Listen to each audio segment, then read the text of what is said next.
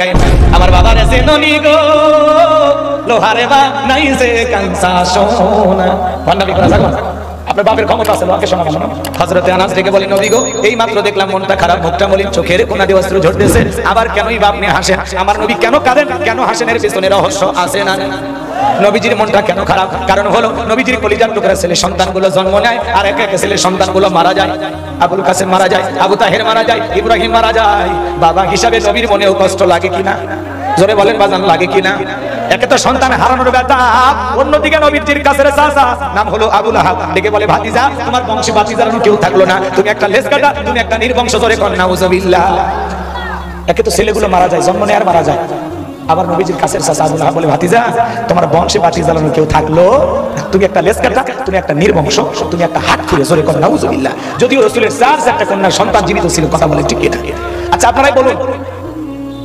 আল্লাহ না করুক আপনার আমার সন্তান যদি মারা যায় কাছের আত্মীয় স্বজনদের উচিত বিপদের দিনে সান্ত্বনার বাণী শোনান বাবা তুমি সবর করো ধৈর্য ধারণ করো জীবন মৃত্যুর মালিক আল্লাহ আল্লাহ সন্তান দিয়েছে আল্লাহ নিয়েছে মন খারাপ করো না আল্লাহ যদি চাই বছর না ঘুরতে আবারও তোমাদের ঘর আলোকিত করে সন্তান দিতে পারেন তিনি কে আরেকটু জোরে বলেন না তিনি কে আর কাছের মানুষদের উচিত বিপদের দিনে সান্ত্বনা দেওয়া কিন্তু নবীর চাচা আবু লাহাব এতটাই খারাপ চিন্তা করেন আল্লাহ আবু জেহেলের নামে কোনো সূরা দেয় নাই কিন্তু আবু লাহাবের নামে সূরা দিয়েছে তার মানে কি আবু জেহেলের চাইতেও বেশি খারাপ আবু লাহাব কথা কয় না কথা কয় না বিরক্ত হচ্ছে নবীজিকে নিয়ে ঠাট্টা বিদ্রুপ করতে লাগলো নবীজির মনের কষ্ট কমে না কমে না একে তো ছেলেগুলো মারা গেছে আবার কাছের মানুষটা এইভাবে কথা বলে নবীজি মনে মনে অনেক কষ্ট পায় কিন্তু নবীজির ছেলের সন্তানগুলো কেন মারা গেল অনেক পয়গম্বরের সন্তান জীবিত ছিল কিন্তু বিশ্বনবীর একটা ছেলেও কেন যৌবন পর্যন্ত জীবিত থাকলো না আল্লাহ তাআলা কেন তাদেরকে শিশুকালে উঠিয়ে নিলেন এর পিছনেও কারণ আছে না নবীজির ছেলে সন্তানগুলো শিশুকালে বিদায় নেওয়ার পিছনে কারণ আছে তিনটি জোরে বলেন কয়টি এই যুবক এই ভাতিজা 12টা পার হয়ে গেছে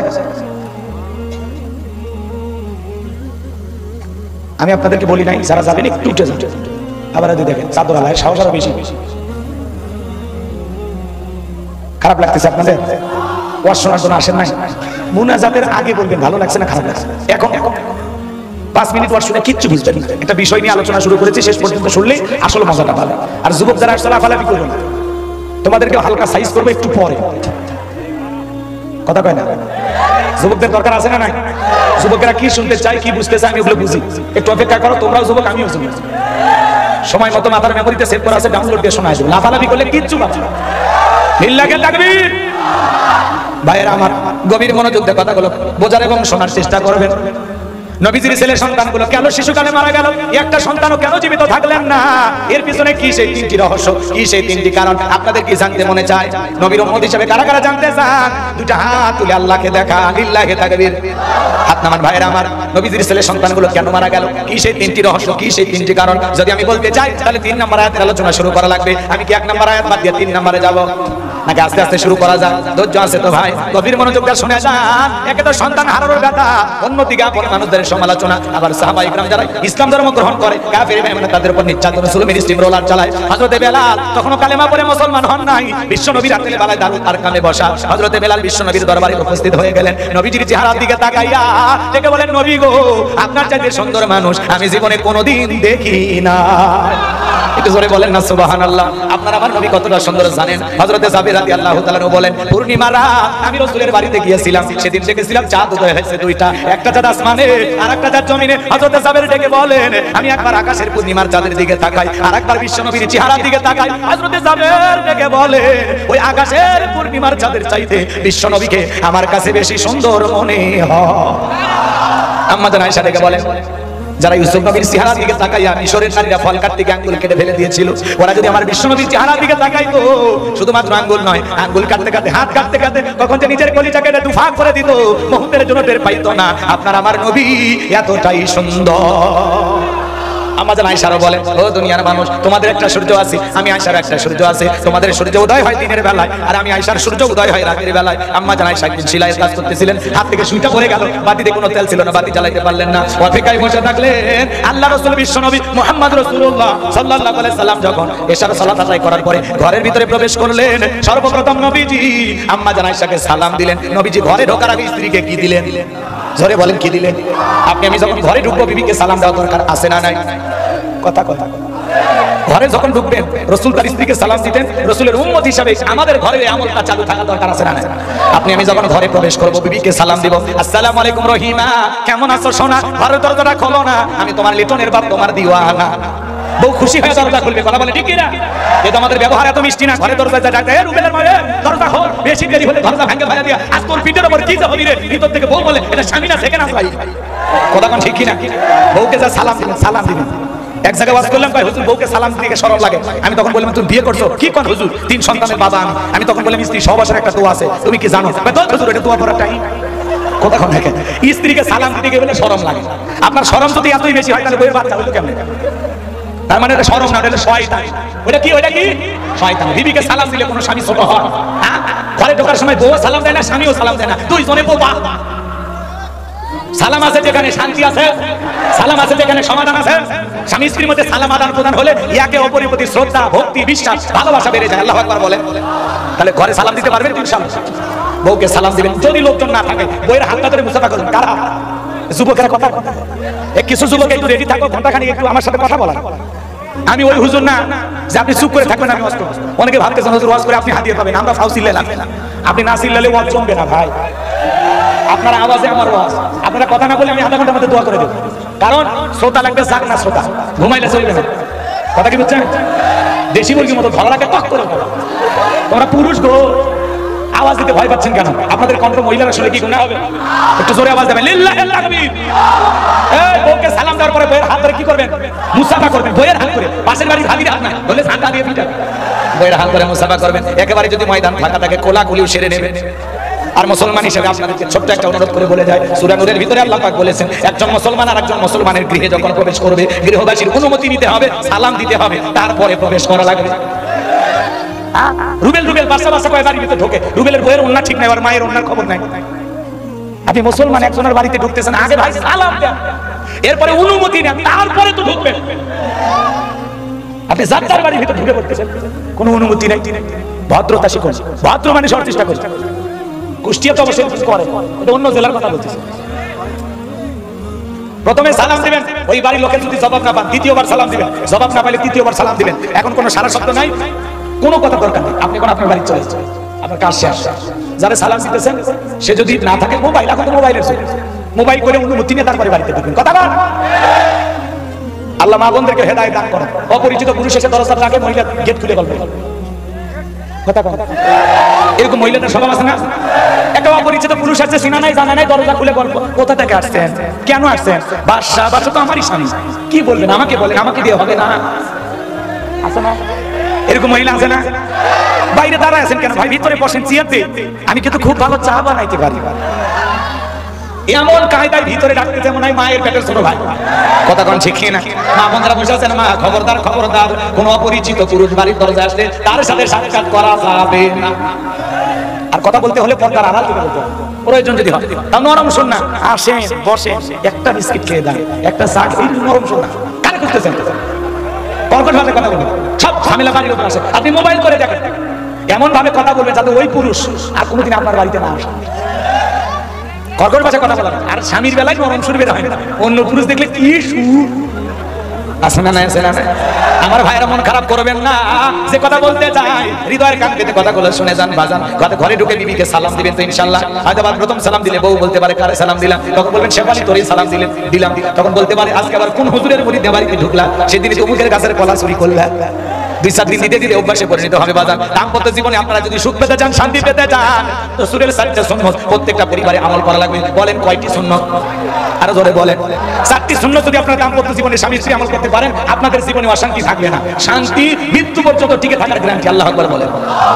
বলবো 4টি সুন্নাত কি কি বলবো, এখন বলতে গেলে এলোমেলো হবে, একটু ধৈর্য ধরেন, শেষের দিকে মনে করা দেবেন, যদি সময় থাকে বলার চেষ্টা করবো ইনশাআল্লাহ। আমার ভাইয়েরা হৃদয়ের কান থেকে কথাগুলো শুনে যান। আম্মা জান আয়েশা থেকে বলেন, নবীজি যখন সালাম দিয়ে প্রবেশ করলেন, নবীজির চেহারার আলোতে সুইটা কই পড়ে আছে আমি পরিষ্কার দেখতে পেয়েছি। আপনারা আমার নবী কতটা সুন্দর জানেন? নবীর সম্মান মর্যাদা আমরা অনেকেই বুঝি না। এক জায়গায় যা বললাম, ভাই বলেন তো আমার নবীর নাম কি? বলে হুজুর আব্দুল কাদের জিলানী। পীর সাহেবের নাম মুখস্থ আছে কিন্তু কপাল ভরা আমার নবীর নামটা বলতে পারে না। আপনার আমার নবী কেমন দামি নবী পাইছি বাজান, যে নবী জমিনে পথ চললে আসমানের মেঘ এসে ছায়া প্রদান করত। যেই নবীর চেহারার উপরে মুসা মাসি পরা হারাম, বিশ্বনবী যখন ঘেমে যেতেন আম্মা জানেরা রাসূলের দেহের ঘামগুলো শিশির ভিতরে জমা রাখতেন, বিশেষ দিনে সুগন্ধি হিসাবে ব্যবহার করা হতো। যে নবী আসমানের চাঁদের দিকে ইশারা করলে চাঁদ দুই টুকরো হয়ে যায়, জমিনে পা তুললে মাওলা পাকের আরশে আজিমে পৌঁছে যায়। আল্লাহু আকবার।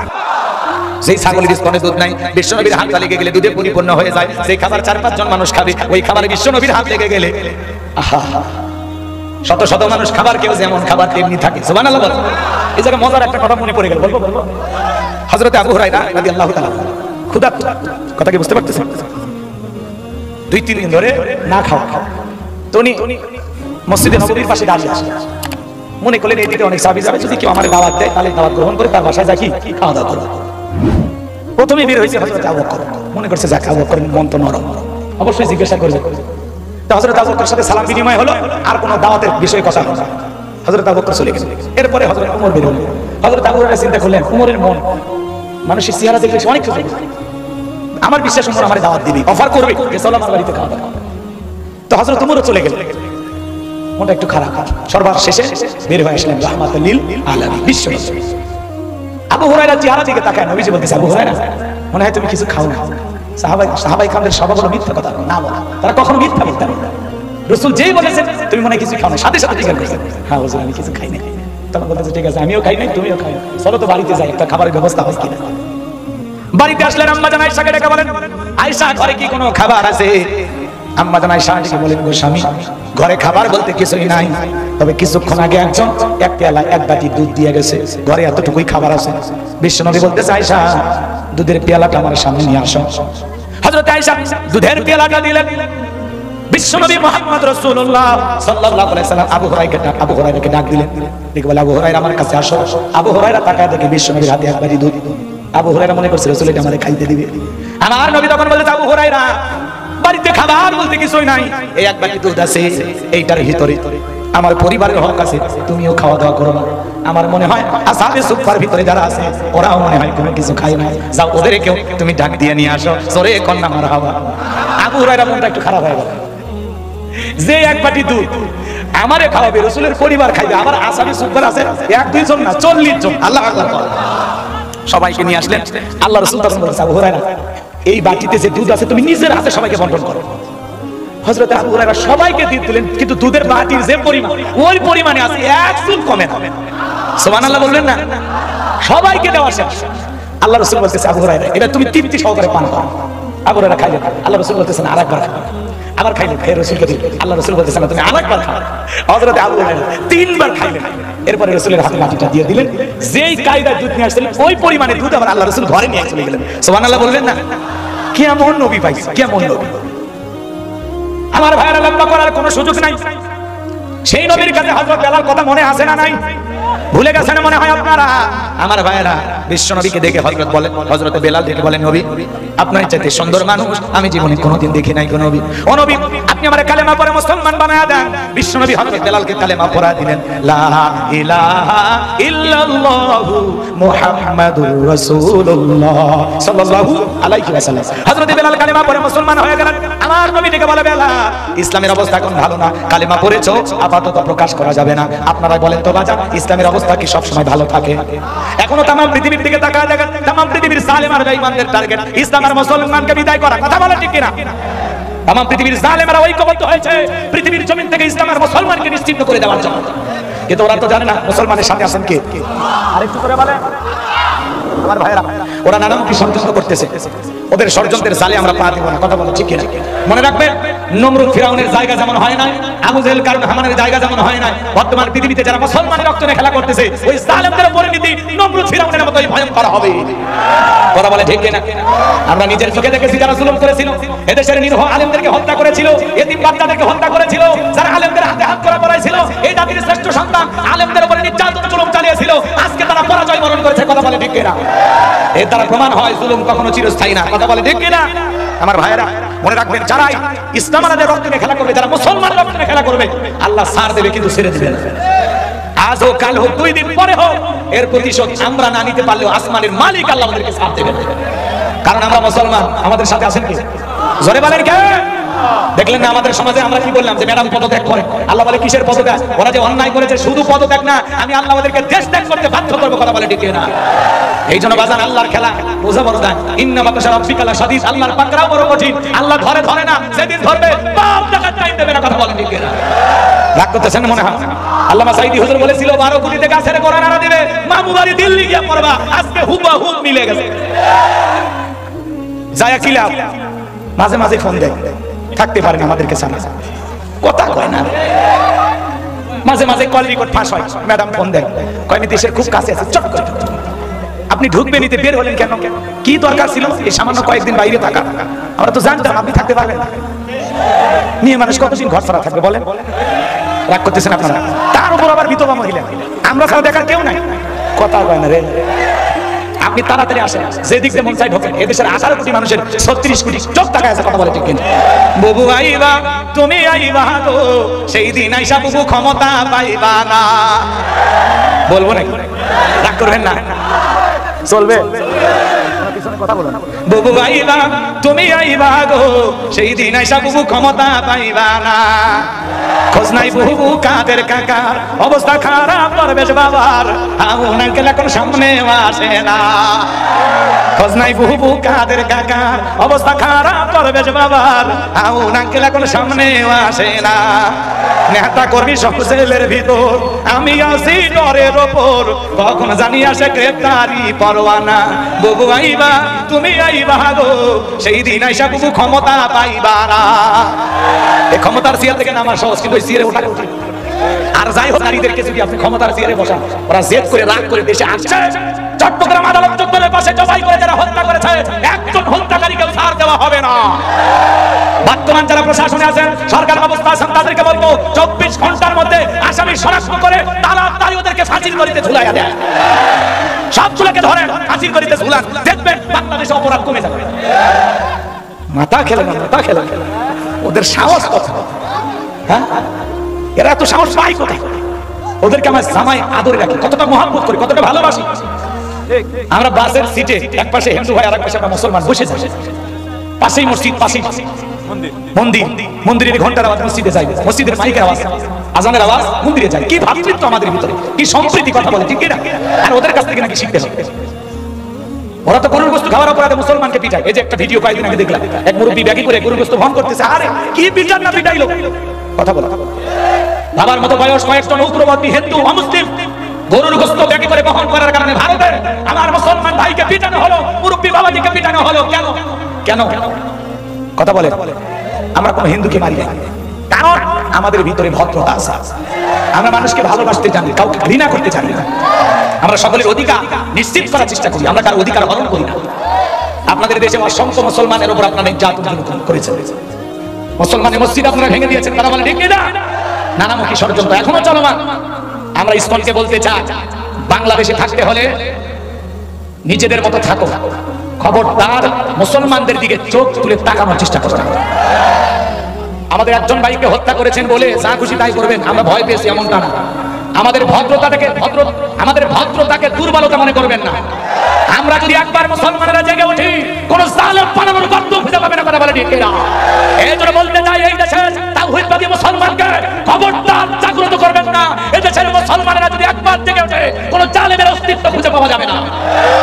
শান্ত আছি, শান্ত থাকতে দেয়। কথা বলে ঠিক কিনা? কোথা থেকে আপনাদের এত সাহস হয় যেখানে সেখানে মিছিল করেন, লাফালাফি করেন, মসজিদে হামলা করেন, আমার মুসলিম ভাইকে ধরে জবাই করেন? সাহস পাইলেন কোথা? মনে রাখবেন, এটা ভারত না, এটা বাংলাদেশ। এই দেশের মানুষ দেশের মাটির জন্য জীবন দিয়েছে, এদেশের মানুষ ভাষার জন্য জীবন দিয়েছে, এদেশের মানুষ একজন স্বৈরাচারীকে বিদায় করার জন্য জীবন দিয়েছে। প্রয়োজন যদি হয় নাস্তিক বেঈমানদেরকে বিদায় করার জন্য আবার রক্ত দেব। কারা কারা হাত তোলে? লিল্লাহি তাকবীর,